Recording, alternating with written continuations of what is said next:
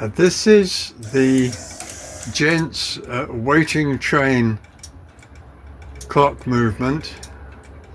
It was described in Meccano magazine, April 1935. It's an interesting clock. It's designed to drive the big clocks that you find in town halls and big municipal buildings with a clock tower, and they often have up to 4 clock faces which are outside. They're in the weather, and sometimes they're covered in snow, or there's birds sitting on the hands, and it can take a lot of energy to drive them.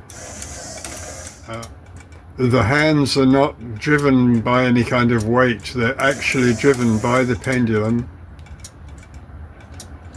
In the real thing, the pendulum is very heavy, 20 pounds or more, and the clock is mounted on a table, and the pendulum is much longer.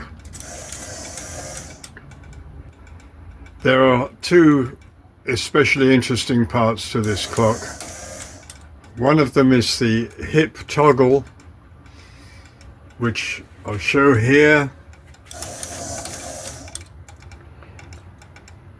And what it does is keeps the pendulum moving, but it only applies energy when it's needed. You'll see that as the pendulum slows down, the toggle catches on the dimple. That's a little brass screw, and that operates the motor here to give the pendulum a push to keep it going. Here we can see the hip toggle on the right. At the moment it's just jumping over the dimple. When the pendulum slows down, the toggle will catch and push down and operate the contact, and that contact will operate the motor to give a push to the pendulum.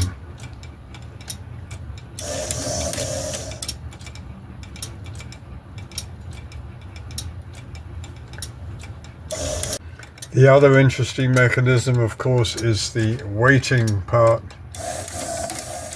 What happens here is that the clock runs intentionally fast. It only takes 26 seconds to complete a 30-second cycle of the clock. When it gets there, it stops. Now you see it's just waiting. The clock isn't actually moving, and a pulse is generated by a master clock, and it will operate this electromagnet,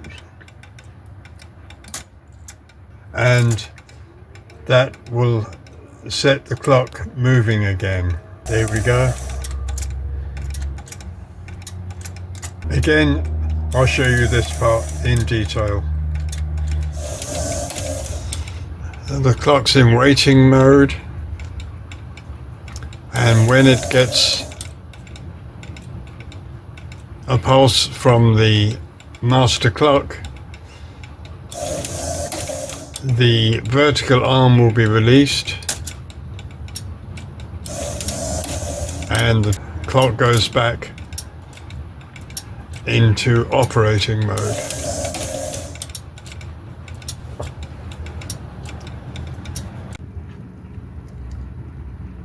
And this is a small master clock of sorts that I built just to supply the 30-second timing pulse to the waiting train clock. A synchronous motor is just driving this shaft round and operates the micro switch every 30 seconds to give a pulse for the main clock. The synchronous motor is not very accurate. It's just one of the cheap ones meant for microwave ovens and things. And these two gears at the back just compensate for the slightly inaccurate speed. The synchronous motor takes about 55 seconds to do a revolution, whereas it should of course take 60 seconds, so that pair of gears just slows things down a bit. I've made some modifications to the clock. I've made the pendulum heavier. I've also added an electrical system to raise the pull for the waiting period, as the old mechanical system wasn't completely reliable. And you can see at the back there's now an electromagnet which serves to raise the pull. It's just about to operate. There it goes, and now the clock is in waiting mode, and this system seems to be quite reliable. It's a very clever mechanism, designed a long time ago, I believe in the late 19th century, by Gents and Company. An interesting project. Thanks for watching.